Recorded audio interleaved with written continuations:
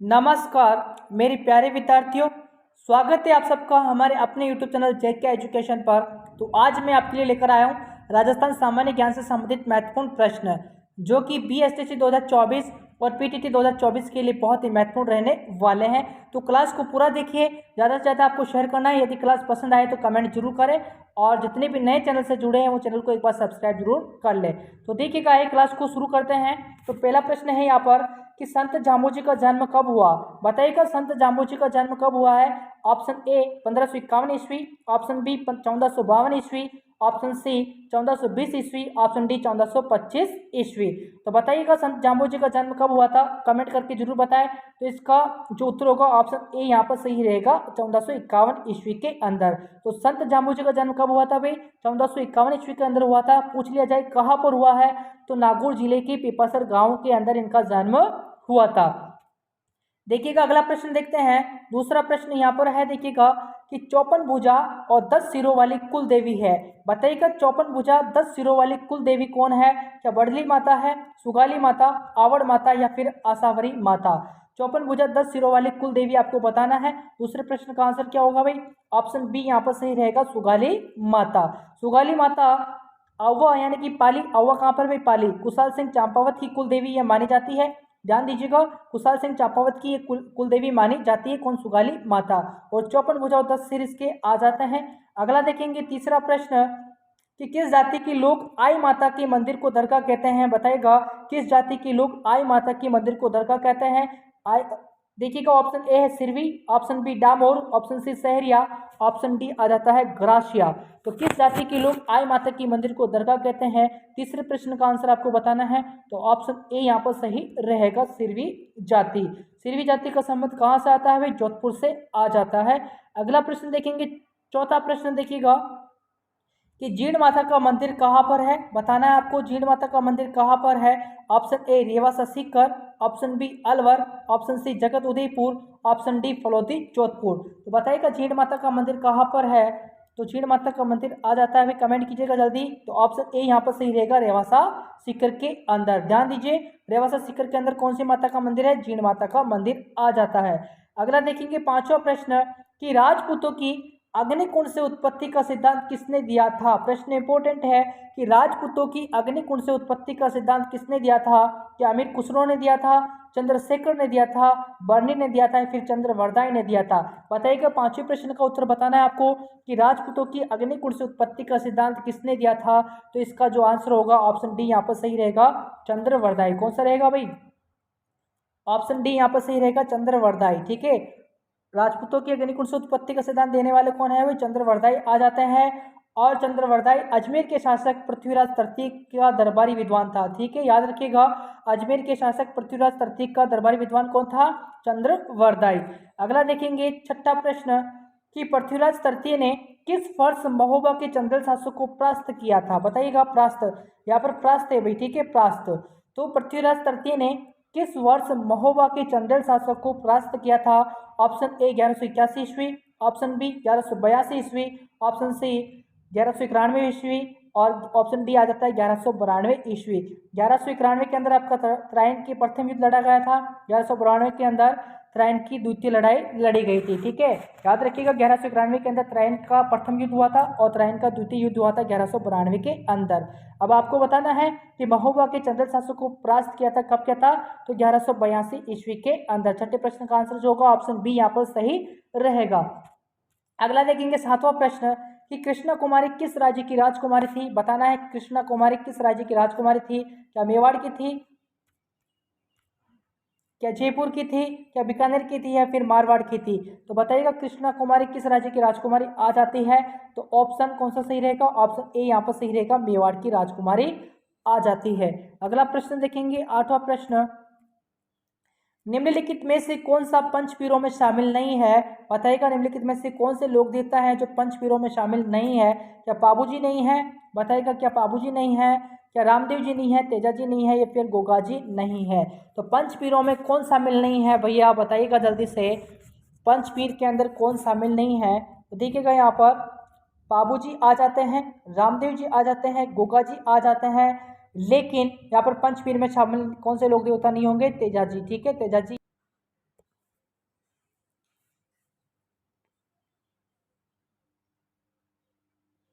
तो निम्नलिखित में से कौन पंचवीरों में शामिल नहीं है? तेजाजी। ऑप्शन सी यहाँ पर सही रहेगा। अगला देखेंगे, नवा प्रश्न देखिएगा कि विष्णु संप्रदाय के प्रवर्तक कौन है? बताइएगा विष्णु संप्रदाय के प्रवर्तक कौन आ जाते हैं? क्या लालदास जी आ जाते हैं, जाम्बो जी, कबीर या फिर संत धन्ना जी?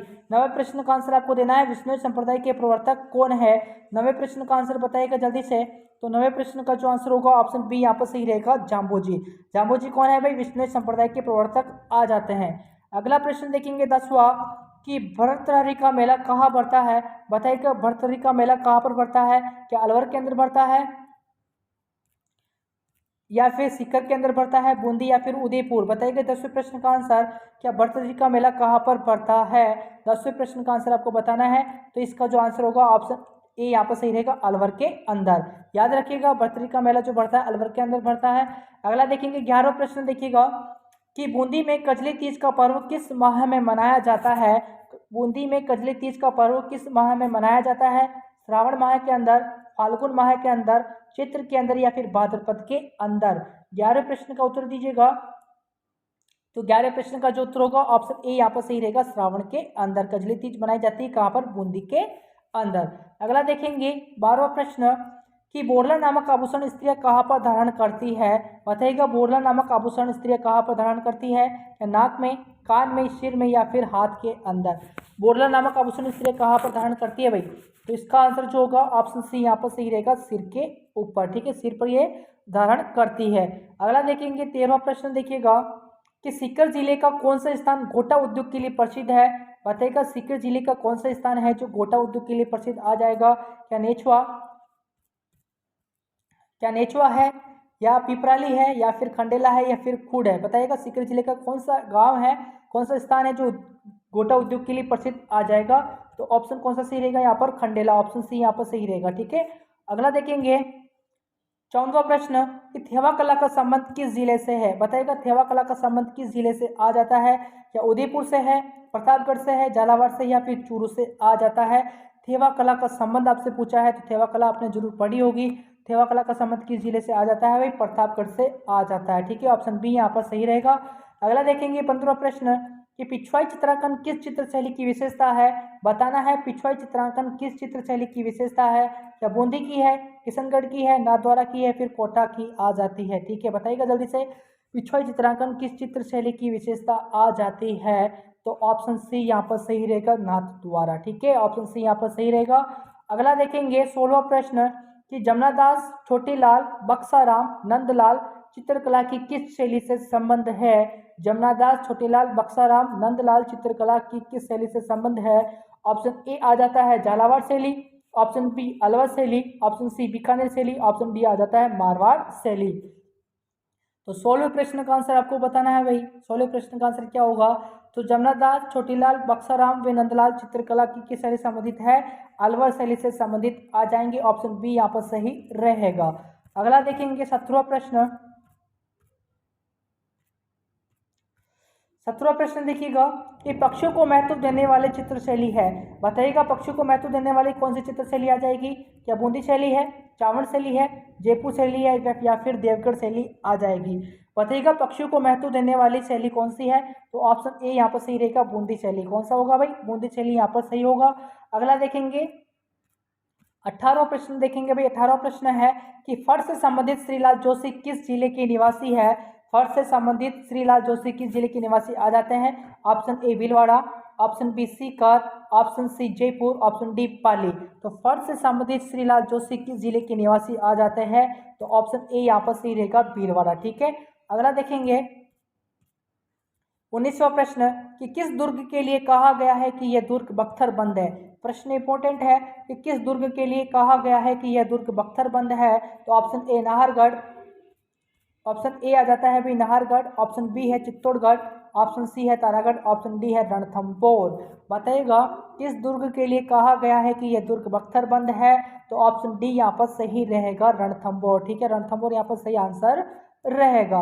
अगला देखेंगे 20वां प्रश्न कि एक जैसे 9 महल किस जिले में बने हुए हैं? आपको बताना है किस किले में बने हुए हैं।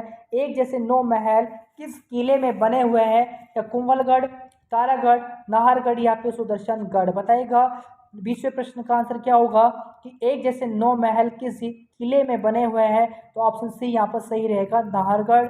निर्माता कौन है भाई? माधो सिंह आ जाते हैं। कौन आ जाते हैं? माधो सिंह के द्वारा, सवाई माधो सिंह के द्वारा इसका निर्माण करवाया गया था। अगला देखेंगे 21वां प्रश्न कि चित्तौड़गढ़ का दुर्ग किस पठार पर बना हुआ है? बताइएगा चित्तौड़गढ़ का दुर्ग किस पठार पर स्थित है? मेसा का पठार, गढ़पिटली पहाड़ी पर, चिड़ियाटूक पहाड़ी पर आपका जोधपुर का किला आ जाता है, और या फिर उपरोक्त में से कोई नहीं। तो चिड़ियाटूक की पहाड़ी पर आपका मेहरानगढ़ दुर्ग आ जाएगा जो कि जोधपुर के अंदर है। तो यहाँ पर जो आंसर होगा यहाँ पर मेसा का पठार। तो चित्तौड़गढ़ का दुर्ग किस पठार पर स्थित है? मेसा का पठार। अगला प्रश्न देखेंगे 22वां प्रश्न कि पटेलिया बिछियो लालर क्या है? पूछा गया है कि पटेलिया बिछियो लालर क्या है? कि एक लोक नृत्य है, लोकगीत है, लोक नाट्य है, या फिर वाद्य यंत्र आ जाएंगे। पटेलिया बिछियो लालर आपसे पूछा गया है, तो इसका जो आंसर होगा ऑप्शन बी यहाँ पर सही रहेगा, लोकगीत। ठीक है, ये किस चीज से संबंधित है? लोकगीत से संबंधित आ जाते हैं। अगला देखेंगे 23वां प्रश्न कि लांगुरिया गीत किस देवी देवता से संबंधित है? बताना है आपको कि लांगुरिया गीत किस देवी देवता से संबंधित है। जीण माता, खाटू श्याम जी, कैला देवी, या फिर श्री महावीर जी। जीण माता का मंदिर कहाँ पर है भैया? रेवासा सीकर के अंदर। तो बताइएगा लांगुरिया गीत किस लोक देवी या देवता से संबंधित है? तो ऑप्शन सी यहाँ पर सही रहेगा, कैला देवी। कहाँ पर आ जाती है? करौली के अंदर। अगला देखेंगे 24वां प्रश्न कि अल्लाह जिलाई बाई की प्रसिद्धि का कारण क्या है? अल्लाह जिलाई बाई है, इसकी प्रसिद्धि का कारण क्या हो जाएगा? क्या मांड गायन, नृत्य, या फिर कुर्जा गायन, या उपरोक्त में से कोई नहीं। 24वें प्रश्न का आंसर आपको बताना है कि अल्लाह जिलाई की प्रसिद्धि का कारण क्या आ जाता है। तो ऑप्शन ए यहाँ पर सही रहेगा, मांड गायन। अगला देखेंगे 25वां प्रश्न कि चार वेद कहाँ का प्रसिद्ध लोक नाट्य है? बताना है कि चार वेद कहाँ का प्रसिद्ध लोक नाट्य आ जाएगा। Option A Dausa, option B Tonk, option C Jaisalmer, option D Kota. बताइएगा चार वेद कहाँ का प्रसिद्ध लोक नाट्य है? तो ऑप्शन बी यहाँ पर सही रहेगा, टोंक का। ठीक है, चार वेद लोक नाट्य कहाँ का जाता है? टोंक जिले का। अगला देखेंगे 26वां प्रश्न कि बातारी फुलवारी किसकी रचना है? बताइएगा बातारी फुलवारी ग्रंथ किसकी रचना आ जाती है? क्या मालचंद तिवारी, लक्ष्मी कुमारी, श्रीलाल, या फिर विजयदान देथा। बातारी फुलवारी किसकी रचना है भाई? ऑप्शन डी यहाँ पर सही रहेगा, विजयदान देथा। ठीक है, ऑप्शन डी यहाँ पर सही रहेगा। अगला देखेंगे 27वां प्रश्न, जिस काव्य ग्रंथ में किसी राजा की कीर्ति, विजय, युद्ध, वीरता आदि का वर्णन हो उसे क्या कहेंगे? रूपक कहेंगे, रासो कहेंगे, विगत कहेंगे, या फिर वैली कहेंगे। 27वें प्रश्न का आंसर आपको बताना है। जिस काव्य ग्रंथ में किसी राजा की कीर्ति, विजय, युद्ध, वीरता आदि का वर्णन हो उसे क्या कहते हैं? तो उसे कहा जाता है रासो। ऑप्शन बी यहाँ पर सही रहेगा। कौन सा ऑप्शन सही रहेगा भाई? ऑप्शन बी यहाँ पर सही रहेगा, उसे रासो कहते हैं। अगला देखेंगे 28वां प्रश्न, केवलादेव घना पक्षी राष्ट्रीय उद्यान किस जिले के अंदर है? बताना है कि केवलादेव घना राष्ट्रीय उद्यान किस जिले के अंदर आ जाएगा।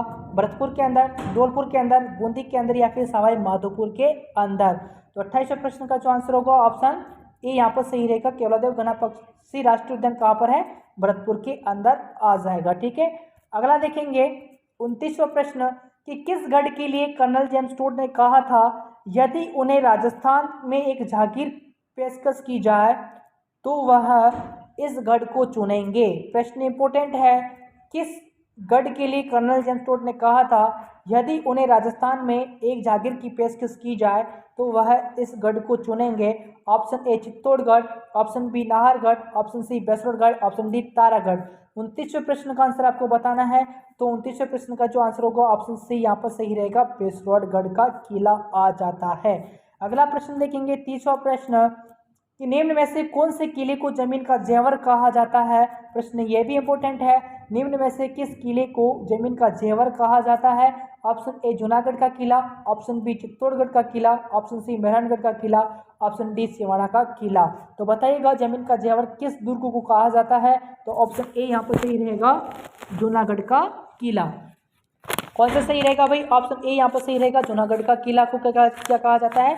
जमीन का जेवर। अगला प्रश्न देखेंगे 31वां प्रश्न देखिएगा, राव जीतसिरो छंद नामक ग्रंथ की रचना किसकी द्वारा की गई है? बताइएगा राव जीतसिरो छंद की रचना नामक ग्रंथ की रचना किसके द्वारा की गई है? तो बिट्टू सुजा जी, जय अनक, चंद्रवरदाई, या फिर कोई नहीं। राव जीतसिरो छंद नामक ग्रंथ की रचना जो की थी वो किसने की थी, बिट्टू सुजा के द्वारा की गई थी। ऑप्शन ए यहाँ पर सही रहेगा। अगला देखेंगे 32वां प्रश्न कि कलियुग का कर्ण किस शासक को कहा जाता है। बताइएगा कलियुग का कर्ण किस शासक को कहा जाता है। ऑप्शन ए राव लुणकर्ण को, राव कल्याणमल को, राव भिखा को या फिर कर्ण सिंह को। कलियुग का कर्ण किस शासक को कहा जाता है भाई, तो ऑप्शन ए यहाँ पर सही रहेगा। ठीक है, ऑप्शन ए यहाँ पर सही रहेगा। किस ग्रंथ के अंदर कहा था भाई बिट्टू सुजा जी ने, अपना जो राव जेसिरो ग्रंथ आ जाता है बिट्टू सुजा जी के द्वारा रचित राव जेसिरो छंद के अंदर कलियुग का कर्ण इसको कहा गया है। ठीक है, तो ये थे अपने 32 सवाल। तो 32 में से आपके कितने क्वेश्चन राइट हुए हैं एक बार कमेंट करके जरूर बताएं, और ज़्यादा से ज़्यादा क्लास को शेयर करना है, और जितने भी नए चैनल से जुड़े हैं वो चैनल को एक बार सब्सक्राइब जरूर कर लें। धन्यवाद।